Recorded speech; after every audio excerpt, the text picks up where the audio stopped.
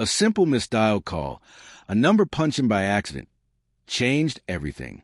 Had I ignored that unexpected ring, I might have continued living in the illusion that my marriage was unbreakable while I was away on a business trip. But fate had different plans. I left for what I believed was a crucial work assignment. My bags were neatly packed, shirts pressed, and as I closed my suitcase, my wife Emily handed me a cup of coffee, her voice soft. A whole month. It's going to feel like forever. She smiled, but behind her eyes, something flickered, a hesitation I missed.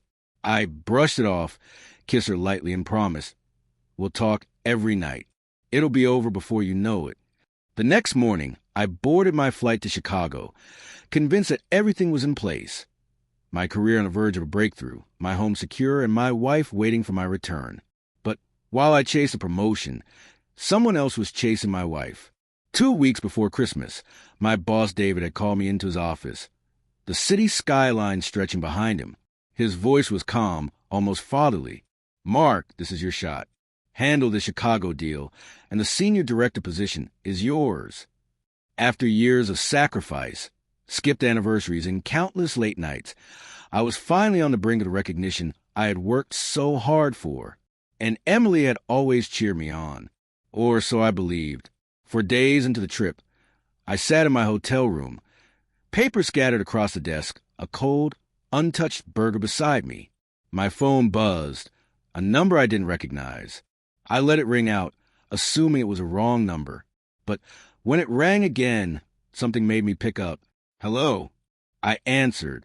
A soft static crackled. Then a woman's voice whispered, unaware I was listening. He's out of town, Emily. What's your plan? My breath caught. Then I heard her, my wife's voice unmistakable. Light, teasing. I sent Mark away. So you're stuck with me till he's back. There was a pause, then a man's hesitant reply. Emily, you're married. Not tonight, she laughed. He's too busy chasing his promotion to even notice. The call cut off. My fingers went numb. The other voice was David's, my supervisor, my boss, the man who'd sent me to Chicago and toasted with us at company parties. The man I had trusted. I didn't lose control. I didn't scream or smash anything. Instead, a cold, sharp clarity settled over me. If they thought I was oblivious, they were about to learn the cost of underestimating me. That night, I changed my return flight. No calls, no warnings. By sunrise, I was parked a block away from my house in a rented car. Emily's sedan was in the driveway, right next to David's SUV. I didn't storm in. That wasn't my style. I pulled a small audio recorder from my bag, a purchase made hours earlier at the airport, and slipped it into my coat pocket. Walking to the door, I rang the bell twice. I heard hesitant footsteps inside before Emily cracked the door open, her face draining of color. Mark, you're home early, she breathed. I smiled easily. Surprise.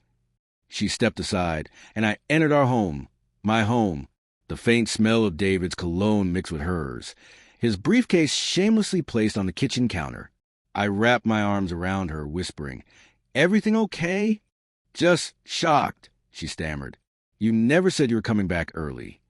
Thought I'd surprise you, I said with a casual grin. Then, calling out toward the den, David appeared, his shirt untucked, his face pale. Mark? I didn't expect you. I patted him on the shoulder, smiling. Didn't expect to see you either. Everything all right? He fumbled an excuse about checking on our alarm system at Emily's request. I nodded, playing along.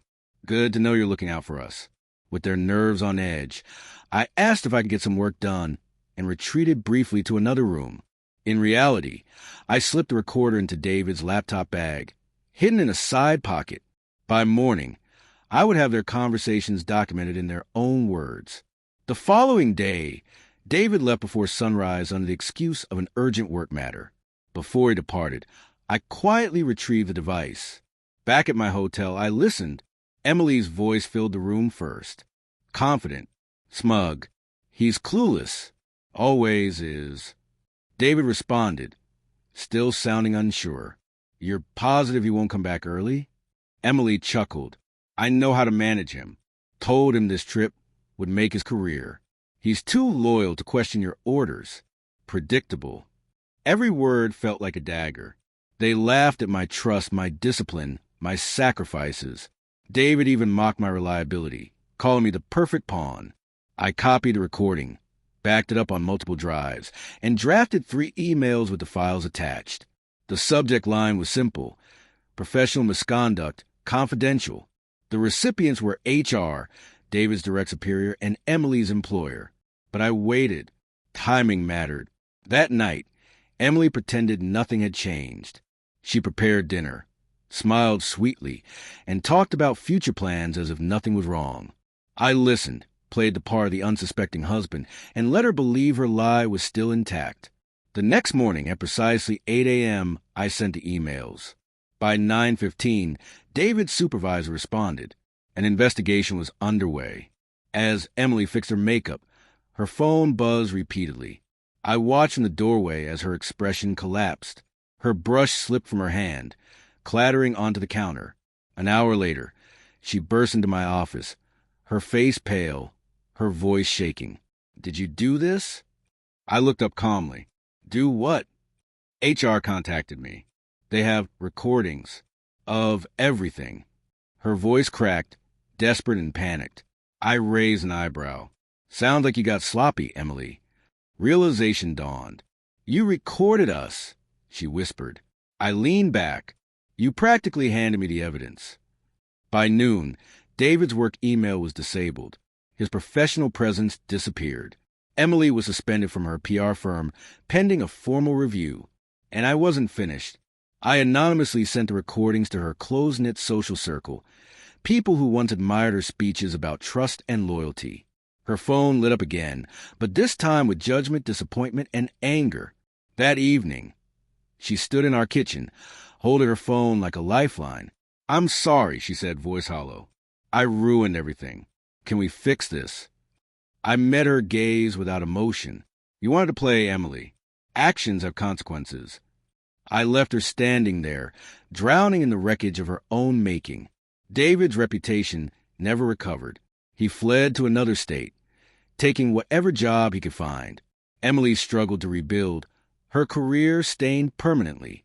Meanwhile, I sold a house, accepted a better position at a rival company, ironically recommended by the HR team that took David down, and moved forward without ever raising my voice. Weeks later, Emily sent one final message. Asterisk, I've lost everything. I miss you. Please, can we talk? Asterisk. I read it once, then powered off my phone, not out of anger, but because there was nothing left to say. Sometimes, the sharpest form of revenge isn't rage. It's silence. It's precision. It's letting people destroy themselves while you walk away, unbroken, into peace.